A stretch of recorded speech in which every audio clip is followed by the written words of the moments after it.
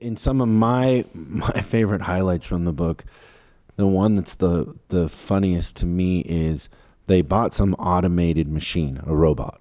Right. And everybody's excited about the robot. And they're like, we got the new MX blah, blah, blah robot. And everybody's like, wow, you got the new. And it reminds me a lot of when everybody was going to MPI.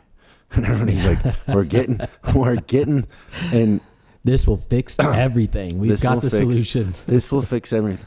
That reminds me too of, what was the thing that we used to have to do at BMW dealerships called QMS? Oh, QMS. Yeah. Quality Management Systems. Yeah. Yes. Same situation where I'm sitting there with a bunch of dealers at the LA Auto Show, actually. And I won't name the dealers, but one of them is huge ego. And he's like, the factory guys are sitting at the table too. And he's like, oh yeah, you got to do QMS. It's the greatest. We're certified. And I said, did your CSI go up? No. I'm like, are you making more money? No. But you documented all your processes.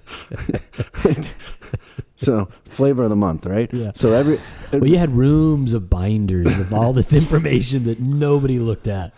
So everybody's signing up for these digital inspections, but every time they'd put them in, the hours per hour would go down, sales would go down, and I used to always tell those guys when they'd come around, I'm like, I'll tell you how to fix your software if you want, because it was the process, the system wasn't really taking into consideration that a technician, it just wasn't user friendly, and so every time we'd unhook that, the hours per hour in sales would go up, which is paper, right? So same premise in this book is everybody's like, oh, we got the new robot. And I'm like, wow, you got the new robot. That's fucking cool. You got the robot.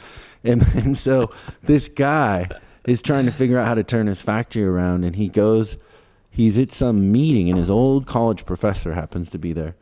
And they're leaving, and in passing, his college professor like, how is it going? And he says, oh, we got the new robot. And the guy says, oh, are your profits up? And he's like, no.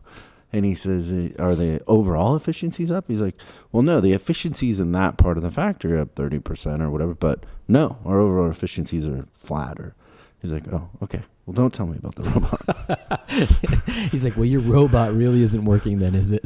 Yeah, because I mean, we've found that a paper inspection sheet works pretty good if you do it right. And I'm not saying that technology isn't good, but that was the thing in this book that just really hit home, because the first time I read the book was at the time when I was getting a lot of pressure from manufacturers to put in the digital ones, but every time we did it, the sales would go down, and it was super expensive too. Like, how am I going to tell a client you're going to spend $5,000 a month and watch your sales go down because you got the new software? Right. Yeah, it's fancy and you get a lot of good data, but you can't sell anything more. In fact, you sell less.